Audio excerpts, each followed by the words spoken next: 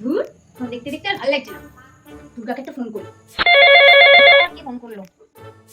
হ্যাঁ রুমা, বলছি দেখ না আমি না খুব ব্যস্ত আছি। হ্যাঁ আমি তোকে একটু পরে ফোন করি। বাবা, ঘুড়ি ঘুমানোর জন্য হেঁটে কি কষ্ট হচ্ছে, এই ফাঁকে দুর্গাকে একটু ফোন করে নিই। এই আমি কাজ করছি রে, বলছি আমি না খুব ব্যস্ত আছি, আমি তোকে একটু পর ফোন করি। চুলের সৌন্দর্যতা বাড়ানোর জন্য দুর্গা কি একটা তেলের নাম বলেছিল জানো? দেখি সেই সকালবেলা ঘুম থেকে ওঠার পর থেকে একবার বাসন মাজো, একবার ঘর মুছো, একবার রান্না করো, একবার জামা কাপড় কাচো, আমার ভালো লাগে। আবার কে ফোন করলো?